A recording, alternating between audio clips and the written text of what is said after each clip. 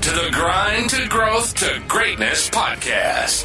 The best and brightest entrepreneurs, CEOs, creators, athletes. We'll talk to them all, and we'll get the good, the bad, and the ugly on how they made it. Decoding the secrets of success. Grind to Growth to Greatness podcast. Unveiling the paths to success. And now your host, Terry Barr.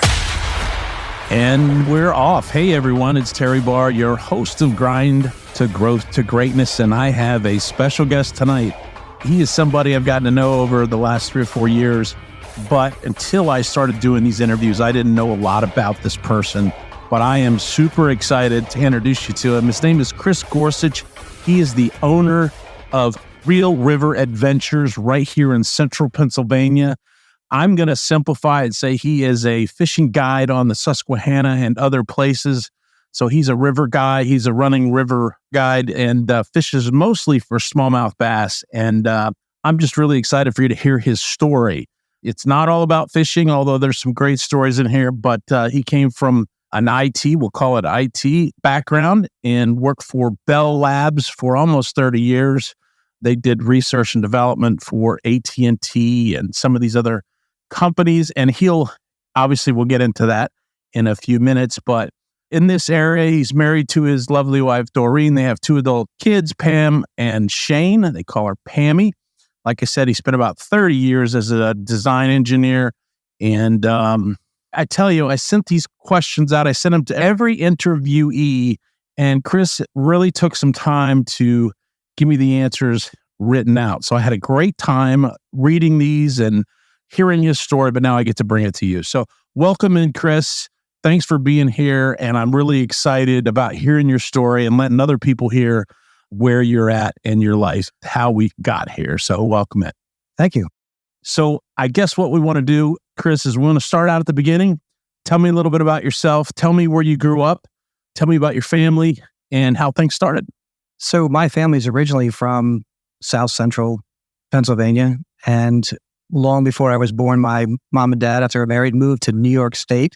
They lived in the Hudson Valley and worked in the Hudson Valley, and they're still there today. So my dad still actually just retired this year from his automotive shop. And that's where I did all my hunting and fishing as a youth.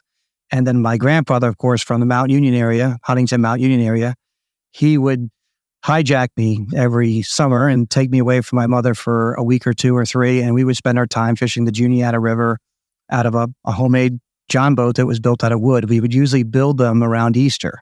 And then we would float down the river so far, chain into a tree.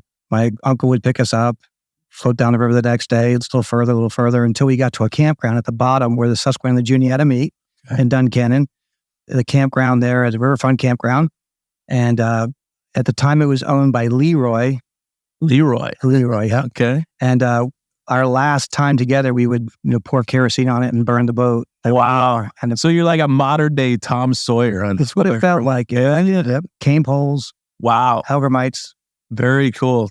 Did you have a lot of success when you were a kid? Did you? It was a lot of success. The river back then, we're talking, the early 70s, was just jam-packed of 8, 9, 10-inch smallmouth that just would eat anything, especially if you had live bait. Yeah.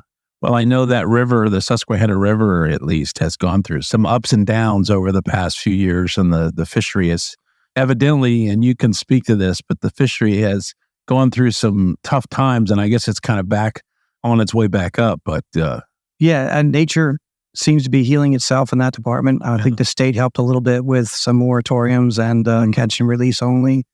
But over the last 10 years, it's really improved from where it was in the early 2002. So now you talked about your dad working in the automotive business, had his own automotive shop, and said it's been there for over 50 years. Was your dad able to get out and fish with you also, or was he a work guy? He worked a lot. I think he worked a lot, but we did spend a lot of vacations. But every year we would spend 2 weeks someplace. And it was almost always near either the ocean or it was on a lake or a river someplace. So we would fish then. He knew that I was into fishing. I think he tolerated it, and he still fishes with me today. Oh, does he? But I don't think it's his passion. His passion was bow hunting. So he was into archery a lot. And I enjoyed hunting, but the fishing thing really has my blood. Got the bug, huh? Yeah. Got the bug. And so your grandfather, he would pick up the slack when dad was working a lot and you had summers off. So my grandfather and I were very much, it was one of those things where you'd say one more cast and an hour later you were still casting. Still casting. Very, very interesting. What do you think as a young boy really drew you to fishing overall? I was a hunter as a young kid. I loved to go out squirrel hunting. And then I kind of went through a phase where I really enjoyed fishing, caught my eye, and then I back to bow hunting. But sometimes it fascinates me when people like yourself have a passion that is a lifelong passion that never kind of wanes. My lifelong passions have changed, and I'm not sure why. I love to fish a lot. I love to hunt. I love to be in the outdoors, but I have other things that I like to do as well. But why do you think the fishing really kind of caught your? I think it was, it almost had to be the way that my grandfather brought me into it. And it was one of those relationships that when you catch a fish and everybody's happy, I can remember him being thrilled when I caught my very first bass. I can remember that.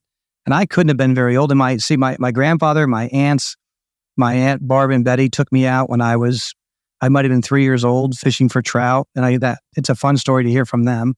But I just remember when you were out there, I had such a passion for it. It was almost an addiction. From a very early age, it's all I wanted to do. I can remember dragging my cousin Kevin out to fish for suckers. He was never probably thanked him enough, but he was such a patient older cousin. Yeah. Because he would straddle with me over the summers to take me out, and you have to walk down this long railroad bed to get to a stream that was almost choked completely, and it had these little chub suckers in there, and that's all I wanted to do, fish for them. And then as I got older, I went to every farmer in the area in the Hudson Valley in the Casco Mountains.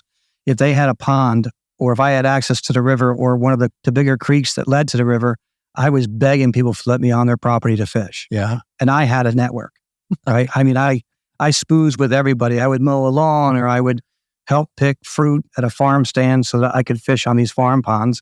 And they would always tell me, I don't think there's anything in there, but there always was. There's always something in there. So I fished, and I can remember a friend of mine, John, who literally went to my mother when I was about 10 years old and said, I think there's something wrong with Chris, because, all he wants to do is fish, right? Yeah. It's like, what are we going to do tomorrow? Or we're going to fish. We're going to fish. It was just the way, you and I know a young man that we've both gotten to know a little bit, Jonah Pasquale, and he's one of our friends' son. Oh yeah, kindred spirit for sure. Yeah, kindred spirit with you guys were just alike. And I know he's in college now and he doesn't fish as much, but he just texted me the other way on the way down to Georgia when he was going home. He's like, we got to get out and fish. So it's still in there simmering. So it's one of those things for me. I think the whole idea of fishing and hunting and hiking and camping, it's this romantic relationship with nature.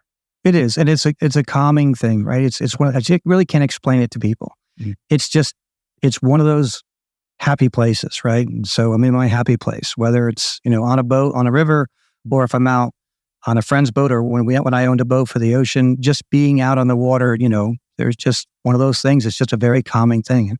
And fishing can be very relaxing. It can be very, very active. It can be a whole bunch of different things for other people. Some people are very competitive with it, and some people just like to do it. I even have people who I like to catch, but I have clients who say, I'm out here to fish. It's like, I wish they would have called this thing catching, not fishing. So I enjoy the catching more than the fishing part, but it's just one of those things since being a very young man, it's been just dyed in the wool.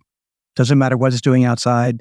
If it froze in New York, we ice fished. If it was open and flooded, we fished a pond. We just always had a backup plan for. Yeah. And I think it's interesting to me, your story, as I read through your questions, one of the things that popped out to me was, I think people like myself, and I run into these people, I like to hunt. That doesn't mean I'm killing something. I like to fish. That doesn't mean I'm catching something. And you're just kind of the opposite with that. You just like, look, I want to go out. I want numbers on your answers. You were like, I want to count how many. I want to count how big. And I want to be out there really catching them. And as a fisherman, you want somebody that can get you on the fish, obviously, and or as a guide. So I thought that was interesting that your passion is not only just to get out there and fish. It's not just to get away from something. It's actually to go to do something and to catch something. Yet I think that goes with my education, my work as an engineer. I like to log things. I like to, look at month to month, year to year. I mean, I have a logbook that is close to 30 years old where pretty much every trip, I log, 10 different things about the trip, whether it's, the temperature, the air temperature, the water temperature, the water depth, where I'm fishing, what I'm fishing with, and what the biggest 5 fish were, and how many fish we caught that day. And just as a measurement myself, trying to figure out, I won't say constantly getting better, but recognizing that there's so much to see every single day. There's so much to experience. There's so much to learn. I love that part of it. Yeah, and that is a fascinating part of you from my perspective, is because I like to fish. I love to try to learn about fishing in my free time, but you're as close to an expert as I've ever met when it comes to the science of fishing. And there is a science to it, whether it's weather patterns or whatever it is. So it's I thought, I don't need a fishing guide. I do some trout fishing. What do I just go out on the stream and fish. And the bottom line is to have a great time with somebody that knows the river and knows the environment. It's a lot of different trip. That's for sure. It's a different trip. Well, it's a little easier to catch them. I think people give guides a lot more credit than we deserve, but it's a little bit easier to catch these fish when you're on the water 200 to 230 days a year, right? And even, when I go on vacation, unless my wife insists that we do something different, there's almost always a fishing aspect to it, right? So it's, even in my downtime, I fish. And that's interesting as well. I know your wife as well, Doreen, and through Facebook and Instagram and stuff, I see your post, and about every 4th or 5th post, she's in it. I mean, she's out there fishing and banging around there with you. And I think what a great relationship to have somebody that enjoys your passion as well. She always been that way. Yeah. I mean, she's always enjoyed the outdoors. And like I said, we do some tropical vacations where it's just a complete refresh, departure from fishing. Yeah. But we do tend to spend a week or so in New York every year fishing, some lake, someplace, and either we've never fished before or someplace we haven't fished for a year or two, and we just enjoy spending the time together. And those trips are usually 4 3-hour trips or 4 2-hour trips on a summer night or summer day, right? We'll go out maybe 10 times during the week for, 2-3 hours at a time, maybe twice a day. I can imagine that your family, when I call your family, I've seen your daughter out there as well and your son-in-law. I don't know if your son fishes at all, because he fishes as well. There must be some sort of balance there, at least a mental kind of checkpoint for you to say, all right, we're on a family vacation, everybody likes to fish, but am I pushing this fishing thing too far? And that's why I try to keep them to just a couple hours. Yeah. Right? So when the kids were little, they enjoyed the swimming aspect of it more than the fishing. And so I would literally, I don't know if I'll get in trouble for this, but I would literally take them up on the rapids on the Delaware, and there was an island there, and I would toss them out of the jet boat with their life preservers on, and I would run down the backside of the island and collect them with one of those plastic, dock hooks. Yeah. Catch them by the thing, probably 3, 4, or 5 years old at the time. My wife was, on a trip one year with her girlfriends to, I think it was to England, and I had the kids for 4 or 5 days, and we just Tom Sawyered it the whole time. We went to some, remote island and rough camped for 2 or 3 days, and they had a blast. That's great.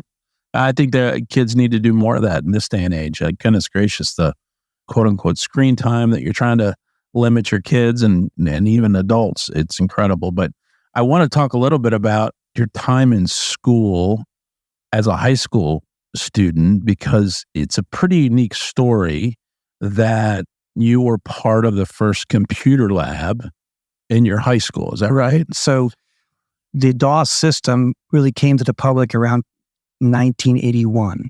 And so the computer lab that we had, was non-existent. Everybody has a computer lab probably in their schools now, Sure. but the computers were pretty much, they were all almost mainframe type things. And then of course we got to the DOS system, and the schools wanted to set up these little tiny, black and white DOS systems so people could learn basic programming. Right. So I enjoyed math, did very well in math, really excelled at science. And this programming language is just something that was fun to play with. So it was new, it was fun, probably like anything like a computer game now, right? Kind of like, you have these kids that are almost IT experts from the moment they get out because, they look at the back of their either Xbox or PlayStation, or it just seems to come natural to them. And it's probably the same thing. So I think I lucked into a lot of what I've done, right? The right time, right? Opportunity, right timing. Yeah, exactly. So it just happened that this technology was born and went to market when I was in the 10th, 11th, 12th grade.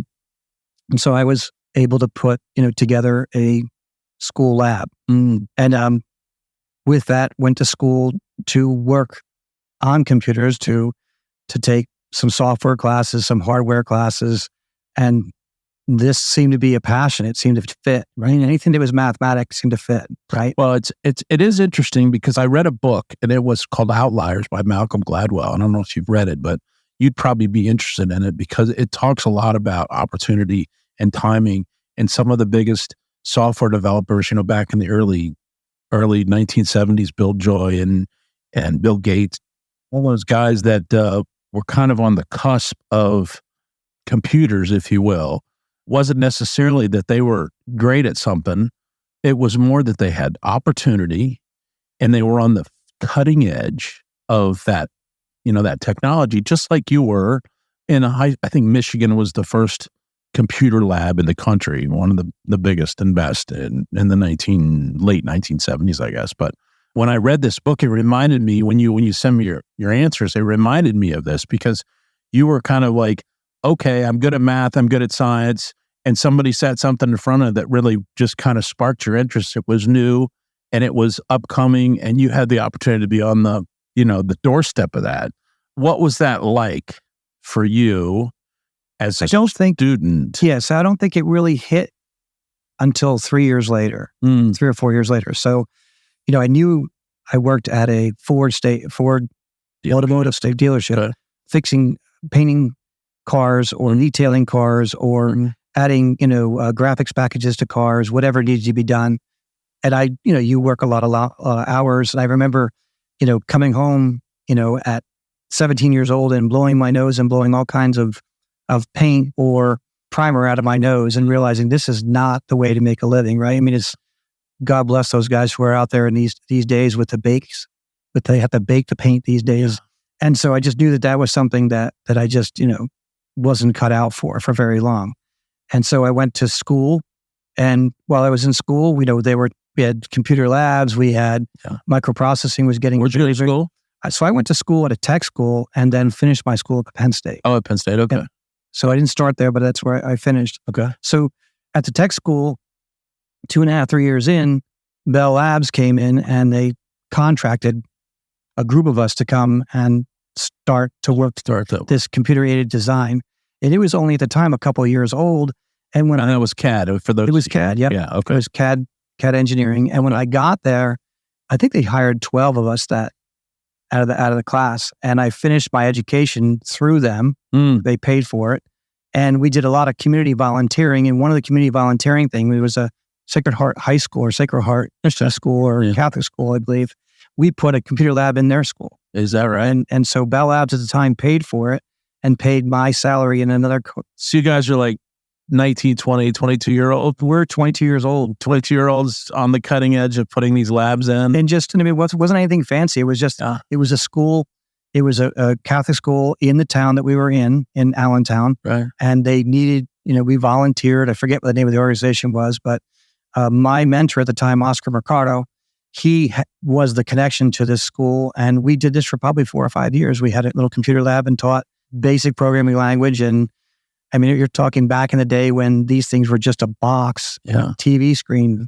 So a few games. And yeah, if you look back on that period of time in your life, just call it that 3 or 4 years that you did that. Can you remember what that was like? I absolutely do. I mean, tell me, that must have been kind of surreal that you were on the front line of something new and exciting. It was just one of those things where when we came into this, almost all of the integrated circuit design that was done at that time was done without computers. It's hard to imagine. And so what my first assignment was to take these discrete components, these transistors, all these discrete components, a timing circuitry or whatever it was, and take them from a drawing and move them to a CAD organization, right?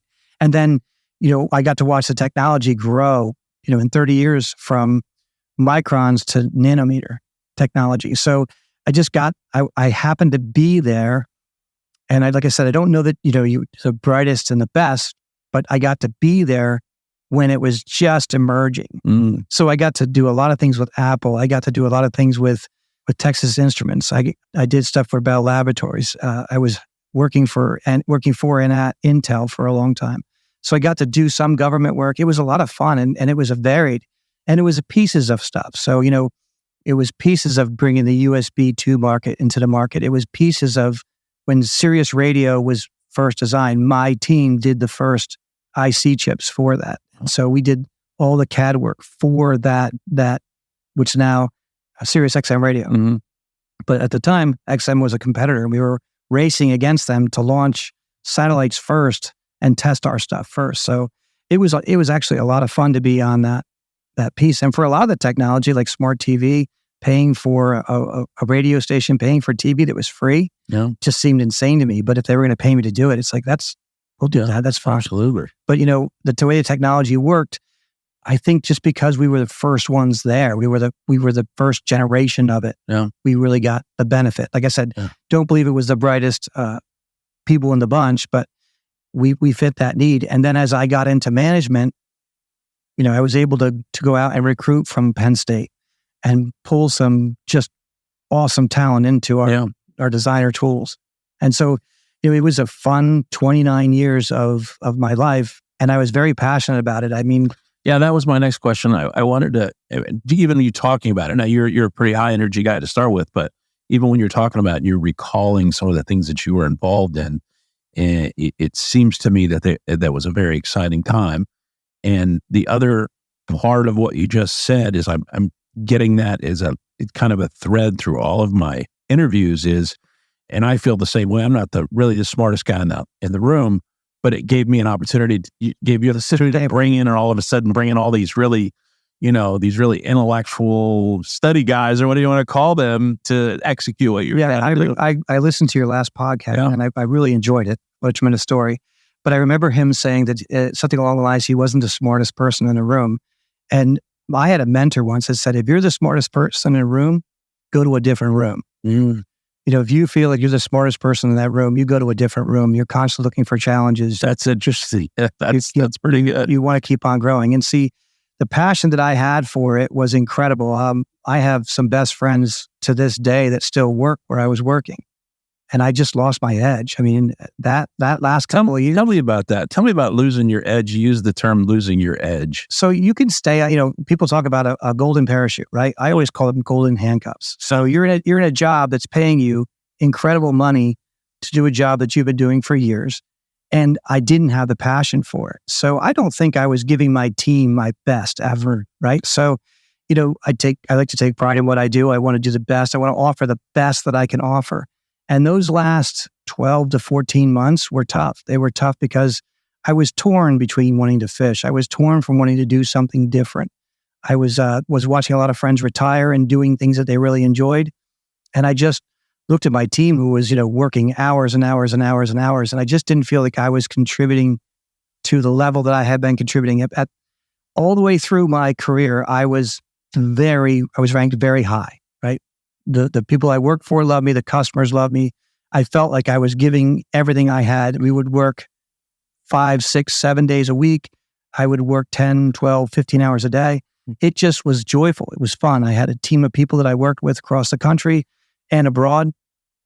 Even a team, we even had a team in XI'An China. So it was a fun time, but I started to get burned out. And when I got burnt out, the passion went away. And when the passion went away, I just wasn't giving enough I could have stayed, sure, but it just was one of those things where I felt it would serve me best, serve the company best, serve my team the best to step away. Well, that's interesting. That kind of leads me into my next question is really how in that period of time, how did you keep working those 12 or 15 hours a day, having the meetings at 7 o'clock in the morning with your U.S. team, and then at 7 at night across Europe and other places? How did you struggle with your life balance, your work-family life balance? So I think this can kind of go back to a good and bad lesson from my parents, right? So my parents were very hard workers. My dad he worked until just recently, worked 6 days a week in his own shop, right? But I think that the lesson that I didn't pick up on, and I know that they taught it, but sometimes you feel like if you're providing funds and if your kids never have any wants and they never have any physical needs, that, you're doing everything you can. But then you look back and realize that during my son's basketball game when he was little, I was in a meeting, or I was traveling, or I wasn't able to be there for, just the small things. And so my wife has been fantastic through this whole thing, right? I mean, I've even had people say, they all often say that behind every good man is a better woman, right? Or somebody that can push it. And you mentioned here about mentors. And I think that she allowed me to be that way, but it wasn't without its cost, right? So cost to relationship with my children, which, I think I've completely mended, and just wanting to spend more time with them, wanting to be more present. And I get to see it now really with my grandchildren, right? So that was a pivotal point to where I wanted to do something where I could do Monday through Friday, right? And step away.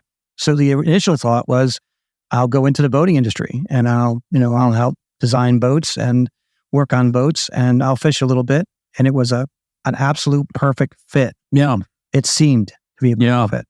Well, tell me a little bit about that, because I know that, we kind of breezed over 30 years, but that's okay. You had that passion for fishing, and then there was a design component to your intellectual capabilities, and you ended up getting a job or, starting a new career at a boat manufacturer, sales, I guess. It was short-lived. I think it lasted 13 months. Okay. I was able to do some CAD work. We were able to produce, a new boat that was going to be called the All Pro. Mm-hmm. And I currently have one of those prototypes. But it was also one of those things that was really far from home. I was in Missouri. It was an opportunity to move. And I think that, a whole bunch of courses of things that were out of my control pushed me back into Pennsylvania. Mm. So the boat company is not existent today. There was a number of issues with it. I think the whole shop got let go in October of 2015 or 14 or something like that. So I returned home with the hopes to return there when the financial piece of it got put back together, and it never really happened. So I was stuck, and you go from a very successful life with a never ever being out of work to all of a sudden I was out of work. And what I had been doing prior to that was I had been working on a plan B. And so if you talk to a lot of my guys, especially the people that I had in the ASIC world when I was working in that element, I always tell people that in your career, you always have to have a plan B with your life. Always have a plan B. Explain to the listeners what an ASIC. So it's just a type of integrated circuit that's we usually called VLSC, which is very large scale integration. So an ASIC, and your ASIC was something that you did for another company. So if a company was looking for something that they either couldn't design in-house, or they wanted something you to design it, it was an ASIC. If it was an in-house thing, it was more customized. But it was a digital component, digital IC. And in that, my team at the time, I always told them you always had to have a plan B, because the work would come, the work would go. You always had to have a plan B. So my plan B, believe it or not, was writing. I started to write outdoor articles on hunting and fishing in 96, 97. It was my first published piece in a magazine. And then by 99, I was actually on staff at a couple magazines as a contributor. Mm-hmm. And then I think 2010, actually 2007, I started to guide. A friend of mine approached me because he had an interest in guiding, and he needed a second boat on a few of these trips because guys wanted to take, a larger group out. Was there ever a reason, sorry to interrupt there, was there ever a thought coming back from Missouri that maybe plan B is not in the cards for me? It wasn't. Maybe I need to go back to plan A. So was that a thought? The problem with coming back is I came back before my 2 years were up.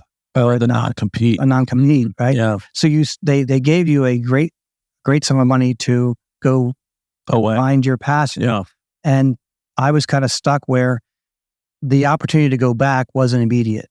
So the short-term plan B was to work at the boat thing, do stuff locally, guide a little bit, and then once I get this thing legal and past this time period, I can start to look at it again. And the interesting part was my wife came to me and she said, "You found your smile." I didn't know I lost it. Wow. But she's, it was, I think what she was kind of saying was, "You're a lot easier to live with now." Yeah. What a great comment though. Yeah. And she said, "You found your smile. I think you should try to make this work." And I thought, there's no way I can make. How am I going to replace that? Yeah. With the money that and you couldn't. You just had to change your lifestyle a little bit. Right. And I enjoy it. And it's not that it's a great vocation for somebody in my position, right? Who has retired, and it's more residual income than I would say it couldn't compete with the money I was making as an engineer. Yeah. But as I was working, I was really thinking that I would be a writer, one of those old guys smoking a pipe, right? Writing stuff and taking pictures. And 2010 came by, and a friend, Blaine, was starting a TV show called Backwoods Angler TV. Yep. And he needed a co-host. He needed someone who knew some other waters that he didn't, right? Just to keep some variety in the show. And probably, I would say in a 4-year period, I probably did 15 shoots with him. Okay. In different programs. And it was enjoyable. It was enjoyable because I didn't have to worry about paying the bills. Yeah. I didn't have to worry about running the show. Mm-hmm. He took all the responsibility. We had an incredible producer who is now, I think, with Texas Outdoor Sports or something like that, wow. Chris Manley. But the show really was good. It just got too big too fast. And I think that it got very expensive. Yeah, there's a lot of those shows out there. And that, those are not something you take into a one-room studio and produce a real interesting. I mean, you're going out on, out in the woods and out in the lake, and how you got to have equipment that's mobile and people. And so Jimmy Houston met with us. He was in the area doing a show. And for those who are listening, because we have a different client, we have different interviewers or interviewees, I should say. Who is Jimmy Houston? I mean, those that Houston is one of the godfathers of fishing on television. He was a tournament angler who was very successful, and he was probably one of 5 or 6 guys that were on that entry-level floor with fishing shows. Terribly funny too. Terribly funny, and just a really sweet guy. And we're expecting these words of wisdom to come from Jimmy Houston. And he sat down with us, put his arm around Blaine, I think at the time, and I think he said, but this is not exact, but I think the gist of it was, "Get out of this now." Right? He was basically saying that when they got into it, they were in the beginning of it, like I was in the beginning of my career. So there wasn't a lot of competition out there. Right. And he was getting out of it because at that point in time, there were so many fishing shows and so much out there, so much material out there, and the audience was changing. And he knew this, which was amazing. The audience was interested in something that was 5 minutes long, 4 minutes long, something they could watch on the internet really quick. And if you look at the development from 2010 to 2024, the TV is completely different now. And the generations is looking at it very different. They want something that they can watch quickly, 30 seconds, 3 minutes. I mean, I had somebody tell me once that if I made a video over 3 minutes long, nobody would watch it. Yeah. So it's just a very interesting, and we were expecting him to give us this desirable information, right? Push forward. Yes, you guys can do it. This is a great show. And he wasn't hurtful in any way. He just basically said, "I think you missed the window." And I could see that. This episode of Grind to Growth to Greatness is brought to you by Terry Barr, Distinctive Real Estate, advising families across Pennsylvania and Northern Virginia for over 15 years. Visit the website at terrybarrealestate.com.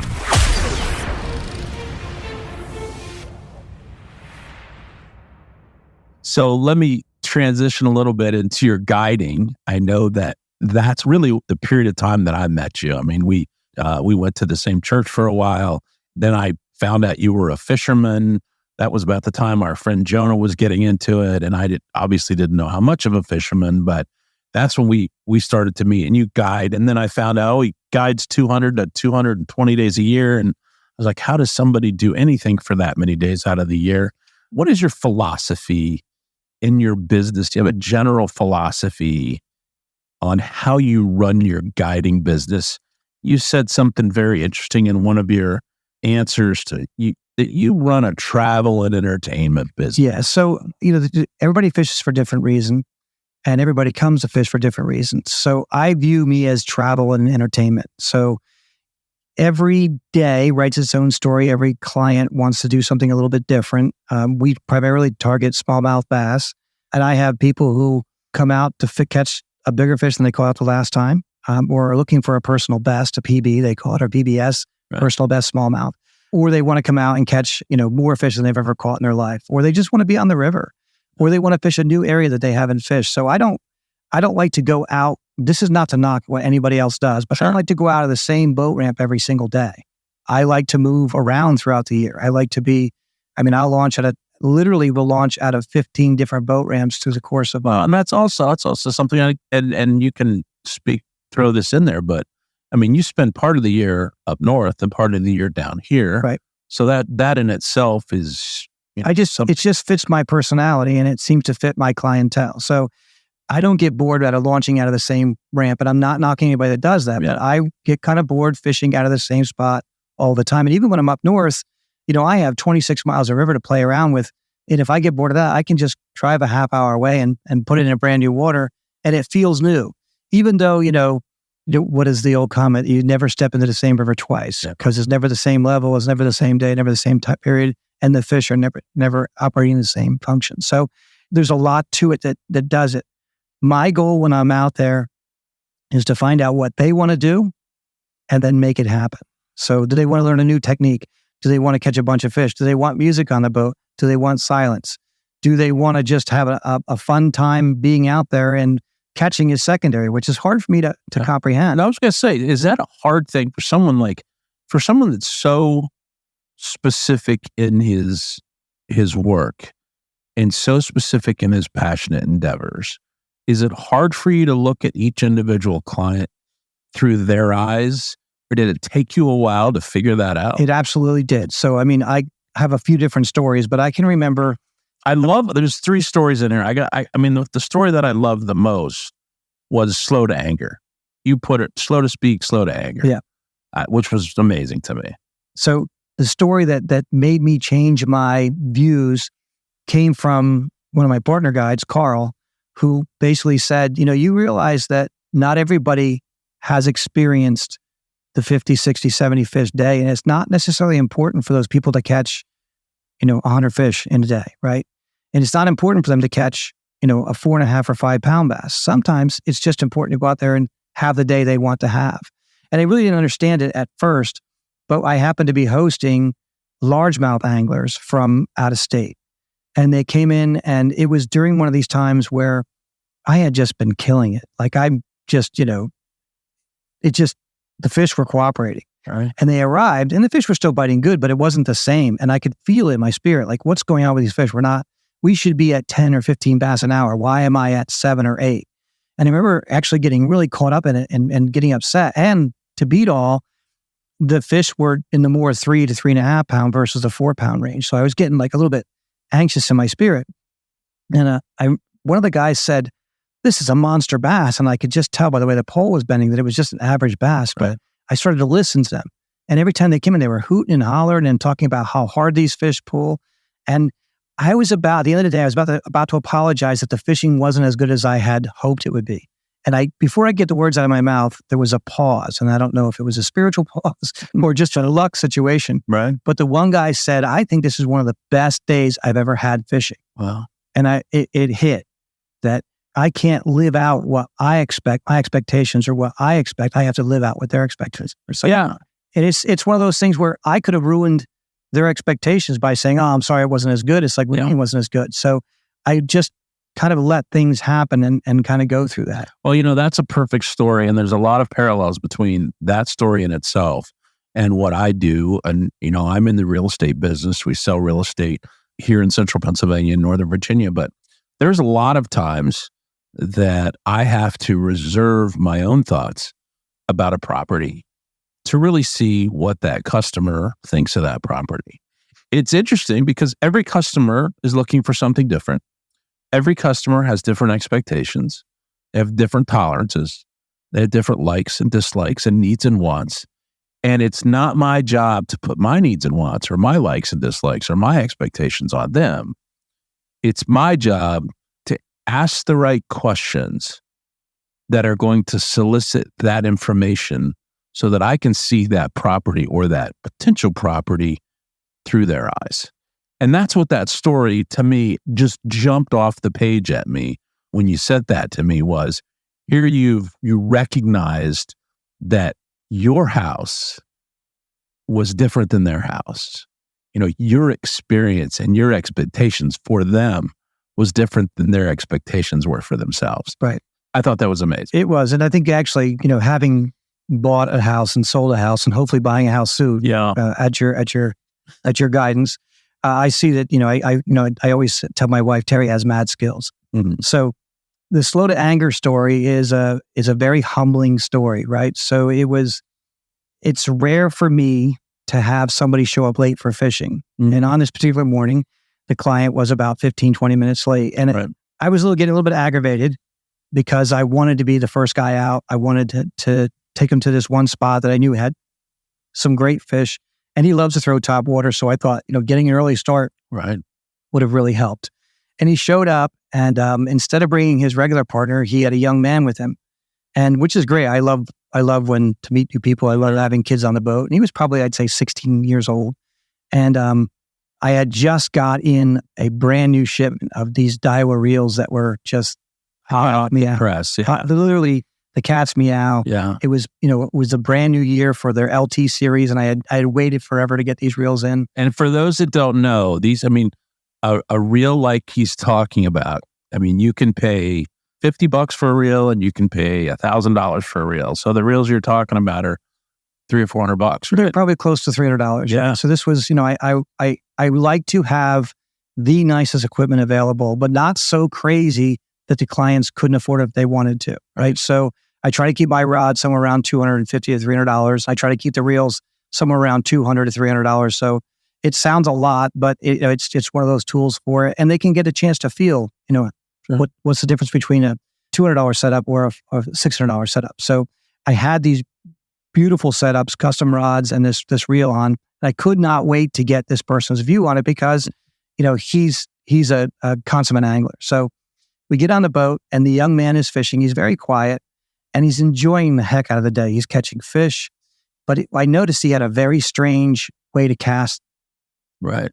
And the way he was casting, he had his spare hand on the reel seat. Mm-hmm. And we would cast, he would twist the nut that was holding the reel on. And I would tell him, I said, if you cast it that way, you're going to flip that reel off of the rod because it kept on getting loose. I said, or if you're trying to get fish, the reel will come down. And, I would tell him, and he would stop doing it for a while, and he would go back up. He was catching fish. And I'm attending the gentleman on the front of the boat, and I hear this splash. It wasn't a natural splash, right? It just, you knew something happened. Yeah. I turn around to see his face. He's wide-eyed in his face, and he's got a beautiful rod, but no reel on it anymore. And we're in current, fast current. We're probably in 5 foot of water, and I could see him pulling the string. And when he casts, of course, it came off, so the bail's open. Sure. So he's just pulling against the. He's going to pull it right off. And it was one of those things where it got to a point where it was stuck on something and there was nothing I could do. Yeah. No way to get it, no way to retrieve it. And I just popped it off. And they were aware that this was a new reel. And I remember saying, I can remember being in my spirit and not acting like I normally. I think normally I would have actually said something a little bit derogative, right? Yeah. But I remember just going up, hey, it happens. I got one. And I hit him another rod and said, here's another one just like it, right? And he started fishing. And I didn't think anything of it. And the day went on and the day was saved and nobody was upset and it went on. And, I'm thinking, so today I'm not going to earn any money. Not a big deal. But when you have 200 earning days and you earn a piece, that's, you're 5% there. Yeah. So it's just one of these days where, you realize you're not. It just took it on the chin. And like I said, it was beyond my normal. I'm usually happy-go-lucky, but I'm never that happy-go-lucky. And so they said goodbye and the boy had a great time. And, they leave to go home. And about 2 hours later, I get a phone call from the gentleman who brought him. And he said to me, and this was extremely humbling. He said, I got to thank you for not making a big deal out of that reel today because this young man lost his father 3 days ago. And I want to choke him. I was like, why didn't you tell me that before the trip?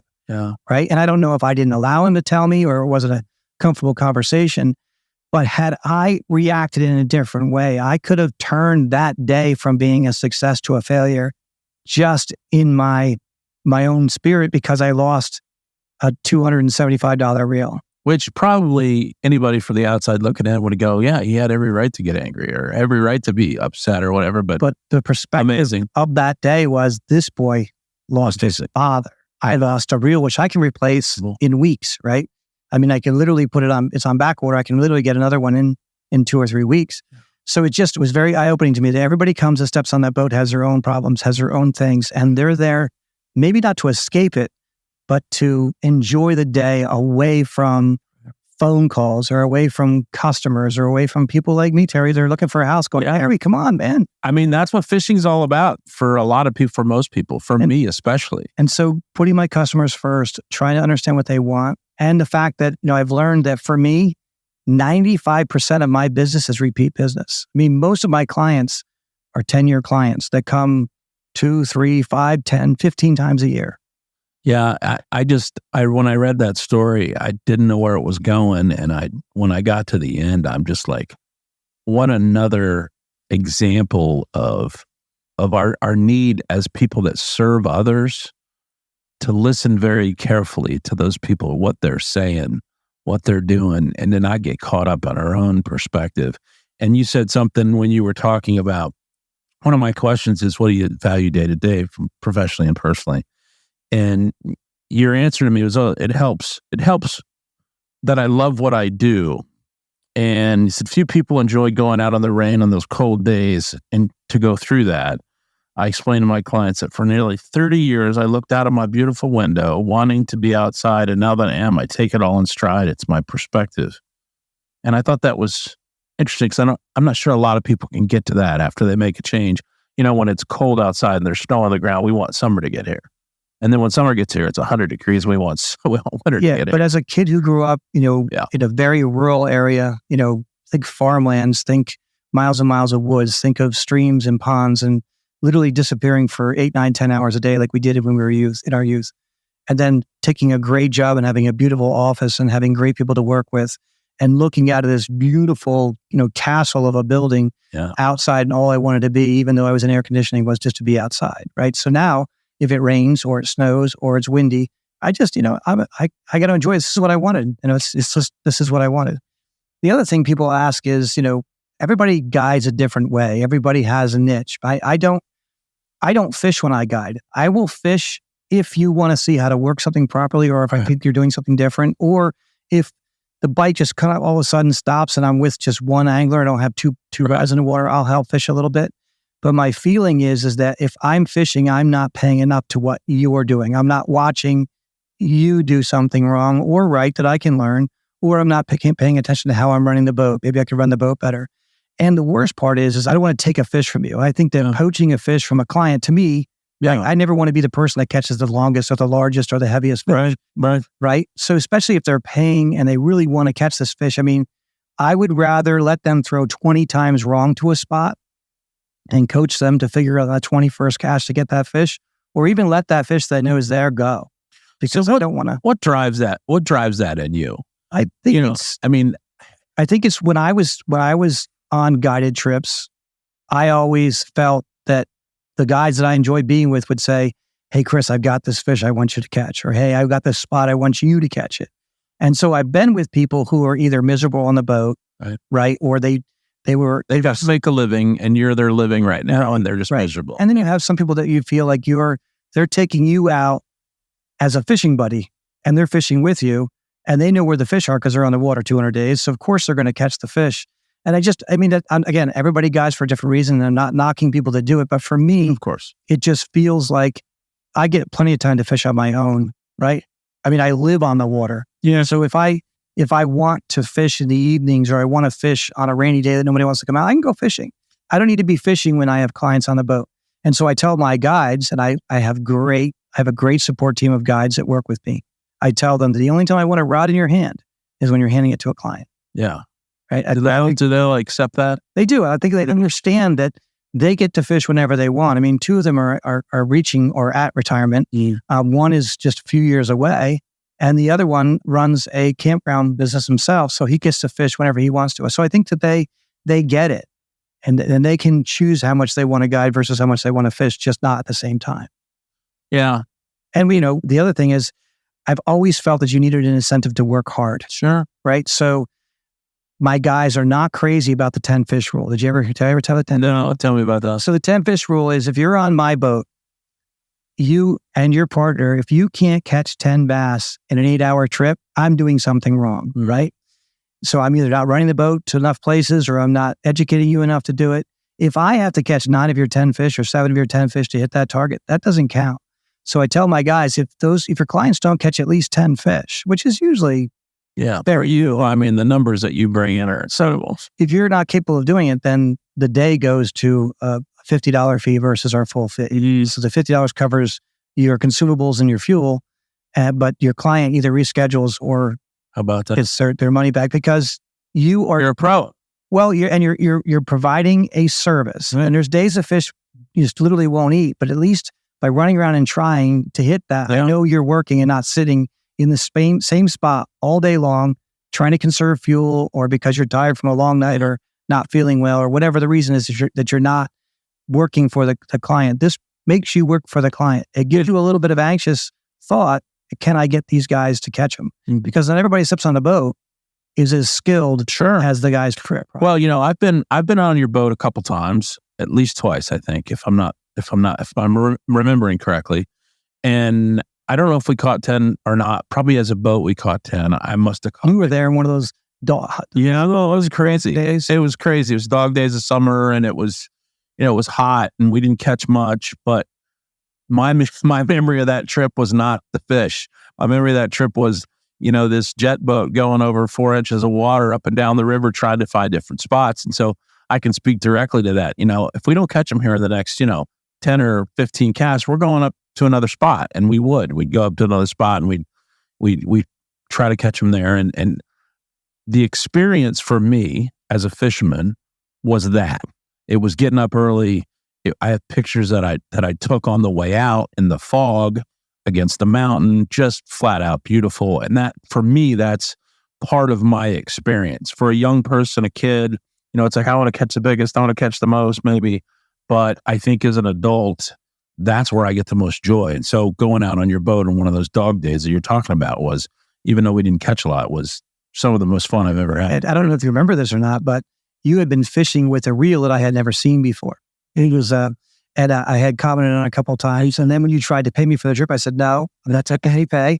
And then a day later, you walked over and handed me a brand new. Yeah. So it was just one of those things where, I still have that reel. It'll be with me for a long time. It's one of those cherished moments where, it just was a really cool gesture on your part. And it was, I don't know. It was an awesome trip. I mean, I get your $50 rule and no 10 fish rule, but I'm also in a business like, I show 10 houses. At some point I'm going to sell one, and so we get paid. But so that's interesting. So do you ever have the opportunity, and I'm sure maybe the answer is yes, but do you ever have the opportunity that the conversation is with your customers out there is more than fishing?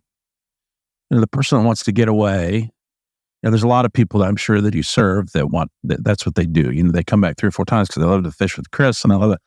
The person that wants to get away because he lost his dad, or wants to get away because he had a bad, week at work or whatever. It's an opportunity to do, because you're a pretty insightful guy, and I would think maybe it has some. Absolutely. I mean, I've been with, the 2 questions I get most are, what's some of your favorite things about the fishing? And it's generally not about catching, believe it or not. I mean, of course you have those wonderful stories where there's some great catches, but it's, when you've been with people this is going on my 18th year guiding. 18. Wow. Yep. So I started, guiding part-time, and then of course the last 10 years full-time. Yeah.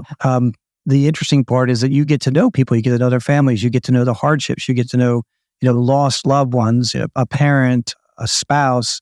You get to watch their children grow up. I mean, there's a young man that's got his charter license for running ships on the ocean.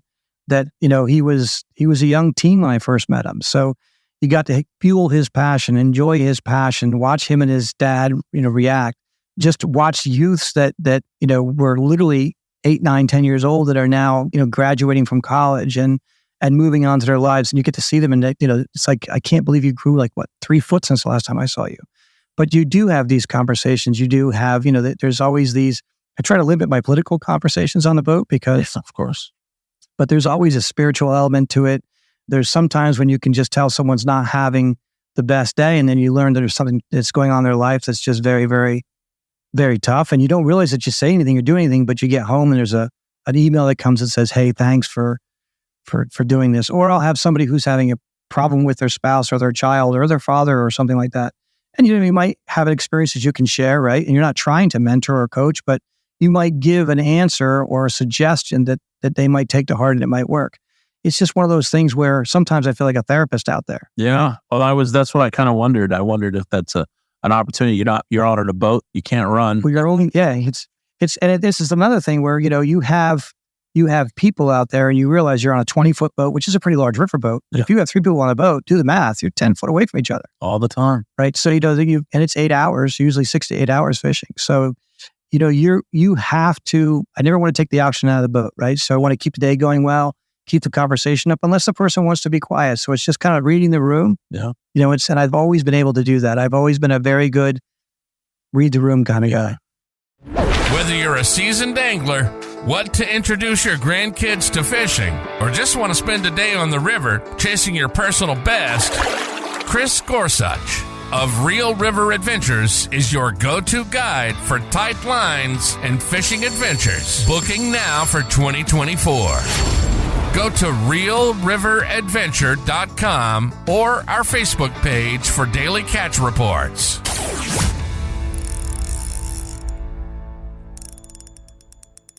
So, Chris, who do you take advice from?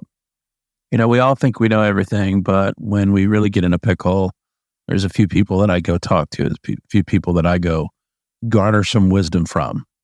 Yeah, so tell me about. I think early on, I learned to entrust, especially in the angling world. There's a few anglers that, we could talk theory of what we think is going on, right? So, it's a bass arm biting. What do you think's going on? Or if something's happening in the river that's odd, what do you think's going on? So with that stuff, I can sometimes make a phone call and talk to my buddy Todd. Todd's usually got his fingers on the river and he knows what's going on, and that kind of stuff is easy.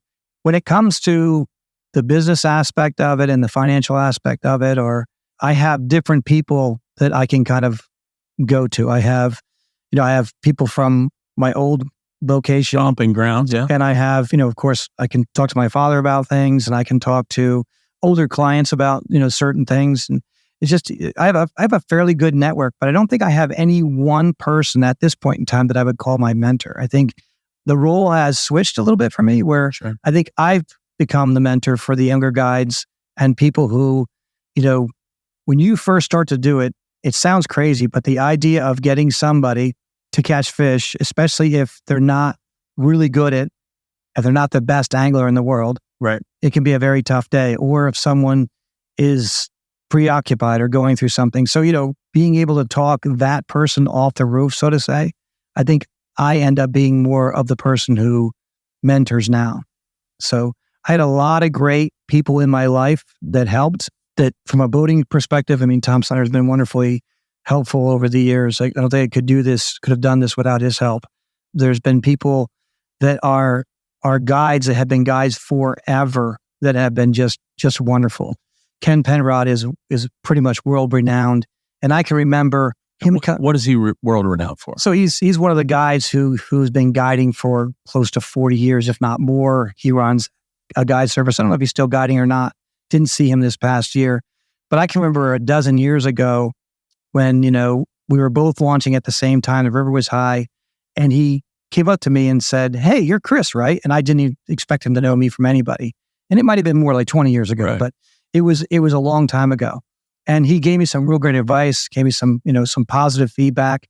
And he asked me if I wanted him to put my boat in for me. Mm. So rather than just sometimes these guys who have these gigantic egos, Yeah. they're in their own little worlds, and from that moment on, and I've heard people say, this about somebody or that about somebody. From that day on, I make eye contact with people at the boat ramp. If someone, I ask them how they're doing, and if they say they had a rough day, I don't go tell them I had 100 bass, or I said, hey, not trying to tell you what to do, but I really caught a lot of fish on this lure.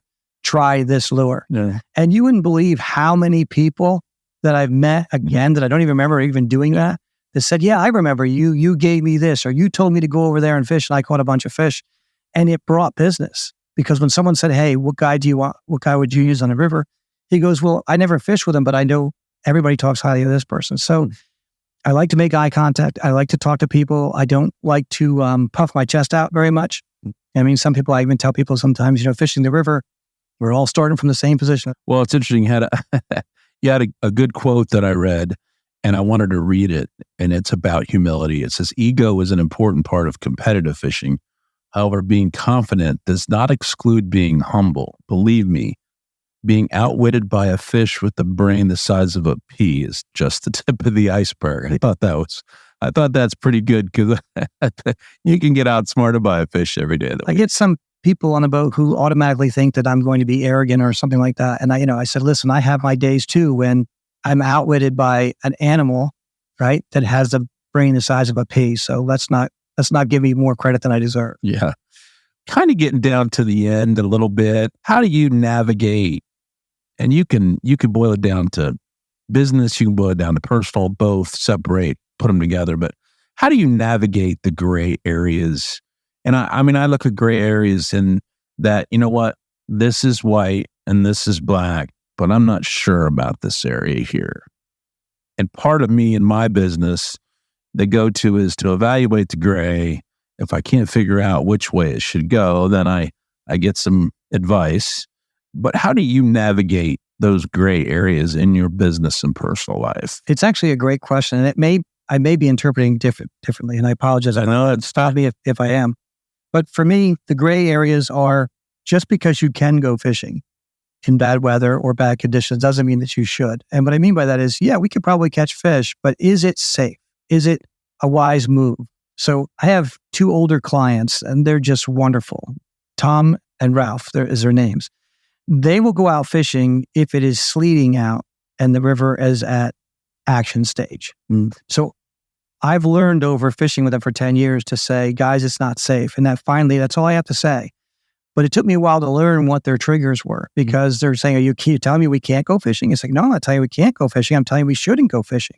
So, I try to look at every day and what I'm comfortable fishing in, you might be comfortable fishing in, and am I able to deliver that product that I want to deliver? That's the gray area for me, right? I can collect the money. I can take you fishing, but that's where the dilemma comes. I think for a lot of people is, I'm going to get a couple $100 for this half day or whatever the cost is. And I know I feel comfortable going out there for the $200, but these other folks that are on my boat, maybe they're not as safe as they should be as fishermen. And maybe I'm taking risks for that. You have to assume, you have to assume the worst sometimes, right? What if, right? So, and it's one of these things where, you have, different weather services will tell you what the wind direction is going to be and what the wind speed will be. So it's a 35 degree or 37 degree morning, and it's going to blow at 30 miles per hour. The wind chill is going to be down there pretty low, and your control is going to be tough. So if we were in a tournament, we would fish. But do I want you to come out, even though you're willing to, I want you to come out and fish that in those terrible conditions, be miserable, or 12, 15 fish when it's not the day. Now, if you need to get away, if you need to, this is what has to happen, or you want to try it, I'm willing to, but it's making sure that they're doing something that makes sense to them, not forcing them to come. It's not hey, you booked your trip on this day and the weather's terrible, but you still got to come. So it's just, that's the gray area for me, is I don't want to force anybody to do something they don't want to do. And I also don't want to deliver a product I know I can't deliver. Yeah. Right. So the wind's blowing and it's tough. If you're really out there to see if you can catch them, and that's why you're coming out there, that's your reason for coming out there, let's go.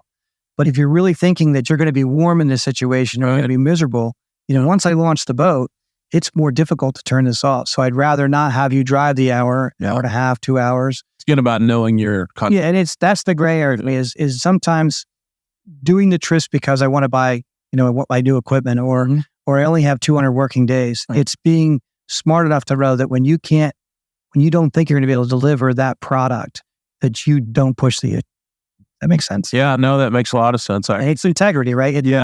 Maybe it's not for everybody else, but for me, taking somebody out in conditions when I know fully well they're going to catch 5 bass just seems like a bad decision. Yeah, no, I get that. You mentioned that you'd been guiding for 18 years. And part of my podcast is the grind. And we've talked a lot about your grind from your early years, even through, starting your fishing and working for the boat manufacturer and those kinds of things. At what point do you feel like, or you think that you kind of went from all these different irons in the fire to a focused direction, which was your guiding company? When do you feel like that really caught fire for you and started to grow to a point where you have it, you understand your business and it's growing, and you've even talked about, I have 4 people that work for me and I want to grow that to 8. At what point did it really make sense to you? I think when I realized what this business is to me, right? That I was able to deliver the product that I felt proud of delivering, and people enjoyed it, right? And, this is the way that the guiding world works. I think when someone goes out with somebody, that becomes their guide.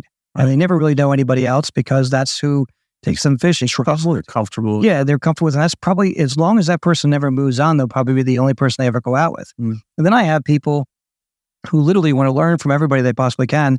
So they'll go out with 4 or 5 or 6 or 7 guides a year. And it's always, I think when some of these guys came back to me and said, this was the best guided trip I've ever been on. And not because of what we caught, but because of how you operated the boat, how you taught my son, or how you treated this person.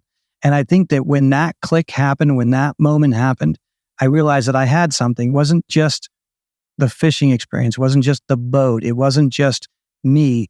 It was the product. And it was by doing it, by looking at the things I liked when I was a client on someone's boat and the things I didn't like, and then putting those things into practice on my own boat.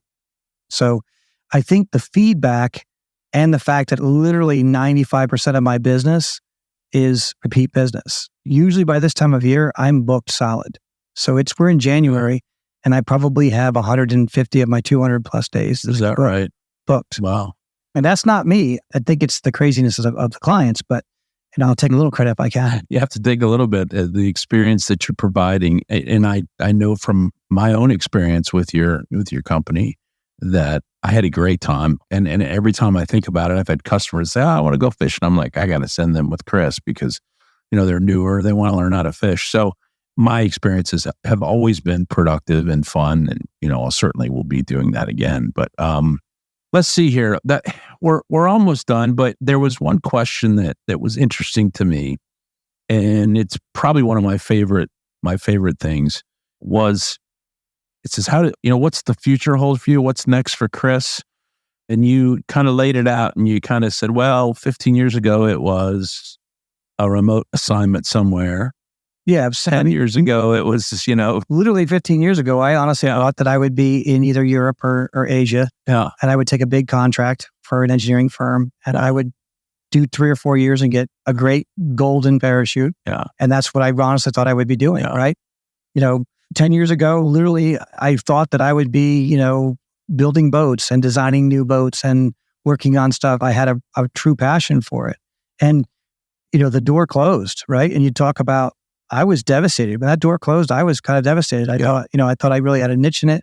I thought I made the right choices, not to be over spiritual, but I remember praying about it, feeling that this is where I was being led.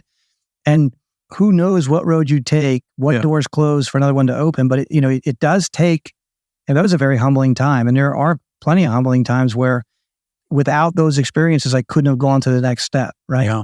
And it's, you don't lay down for it. You just move, you got to do something. Yeah. And so initially, right now, if I had to answer that question, I just want to grow my business. I want to grow my business. I want to have, more family time. I want to bring other guides under our umbrella. I would like to, right now we have the Delaware River, the Juniata River, the Susquehanna North Branch, the Susquehanna Main Stem. I like the idea of being able to, to grow. And if I find like-minded people who understand exactly what it is, there's tons of great guides out there. I mean, it would be foolish to think that you're the best guide ever. I mean, it's just absolutely foolish. There's so many top 10 guides, even in our own little area right here in Harrisburg. I wouldn't even begin to even think that one person's better than the other.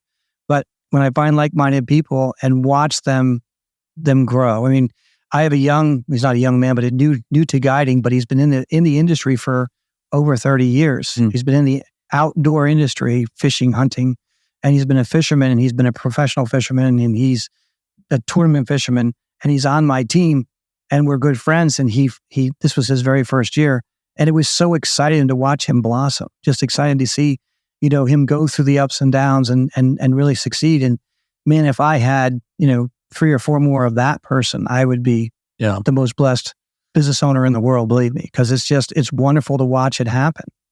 How do you define success let's call it late in your career, and this different career that you've...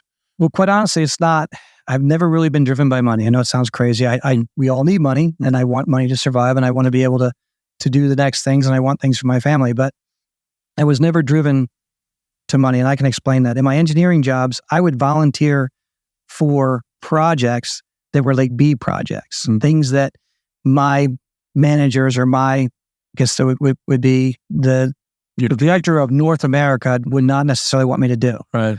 But I would do these QT things, even if it wasn't in my wheelhouse. So I learned. So whether it was, building satellite things or doing the Sirius radio, that started out as a B project because it was in another department. But I had a team to do it. So I went out and I actually met with the person. His name was Edwin. And I said, I really want to do this project. How do I do this project? Yeah. And then I had to go beg my technical manager to allow me to do it.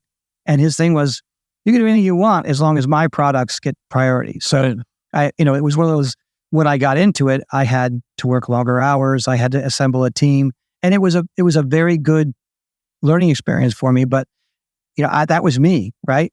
Right now, I'll tell my wife, I don't want to guide Mondays or Fridays, I just want to guide Wednesday. And then within a week, I'm booked, Monday through Saturday. Yeah. And she said, I thought you said you didn't want to do this. I said, well, I didn't, but here it comes. So here it comes. I think I know success every time someone comes off the boat with a smile, or I get a text back from them, or a comment at the end of the day saying it was a great trip, or it was the best trip they ever had, or they catch their biggest fish, or whatever they're there for happens. Yeah. Right? Because everybody shows up for something different. Yeah. What's your biggest fear? My last question. Not spending enough time with my family. That's a big fear, right? I've got grandchildren who used to live with us in the big house that you helped us find, the in-law quarters. And I got to spend the first 4 years of my grandson's life with them every single day, just about. Yeah. And so as they grow up and they're 2 hours away, and if we move further away, and my son now lives in Oklahoma, so it's my thing that keeps me awake at night is making sure that there's plenty of time for them. Yeah. Because I think most of us work for something other than what's at our job. We have a desire for something other than the work that we're doing. It's nice to have a desire for your work, but there's what are you doing afterwards? And so for me, it's investing in my family, in my children, in my grandchildren. That's my big fear. Yeah. Well, I follow a couple people online. One fellow's name's Jesse Itzler. He's a entrepreneur, owns part of the Atlanta Hawks, and has had a couple businesses, net jets and coconut water. And he's a very inspirational guy, but he talks a lot about blocking out time for family and making sure that your priorities are straight. And with all the information on the internet, it's easy to go out and find people that will encourage you that way. And I think it's so important. I was telling somebody today that I have an interview with tomorrow, and I just said, my adult life was making sure my kids were okay, making sure I was providing for my kids. And she was she's a doctor here in town, and she was saying, I'm going to go do this thing that I've always wanted to do. I wanted to be, head of this department. And one of my daughters just said, hey, go do that. And I thought, that's what I'm going to do, And so you spend part of your life working for your kids, and that a lot of times that means being away from them, and it's kind of that two-edged sword. I experienced that. Yeah. So, you traveled all around the world and you're trying to do the best for your family and I do as well. But, I wake up, both my kids are in Arizona and, my parents are in Florida, and I'm thinking to myself, okay, I need to do some things that are helpful to others. So having you on here and letting you tell your story and your mindset through it all and what drove you to do the things that you've done, and you've done them well, is so appreciated, because I think there's a lot of people out there that if they just hear one thing that makes sense, then this is worth doing something like this. So I want to thank you for being here. I appreciate you coming on. Thanks for having me. This has been a blast. Yeah, great. I don't know how I fit into the word greatness, but I appreciate. Yeah. All right. Well, thanks for tuning in. This is Terry Ball, your host for Grind to Growth to Greatness. We are excited for this one to come out, and we thank Chris for coming on. Chris Gorsuch, if you have any desire to go fish, he's got 20 days left this year on his schedule. He could fit you in. Go to realriveradventures.com, I'm assuming. realriveradventure.com. Or you can go on to Instagram or Facebook and get some pictures of those gigantic smallmouth that he catches. I can promise you it's a great time. So thank for Chris for coming on, and we'll tune in next week with our next episode. Have a good day. You've been listening to the Grind to Growth to Greatness podcast. Our passion is to talk to the brightest entrepreneurs, CEOs, creators, athletes, anyone who's made it, and dive into their struggles, their successes, and their secrets. We hope you've enjoyed the show. If you did, make sure to like, rate, and review. We'll be back soon, but in the meantime, you can find us on Facebook and Instagram at Grind to Growth to Greatness. See you next time.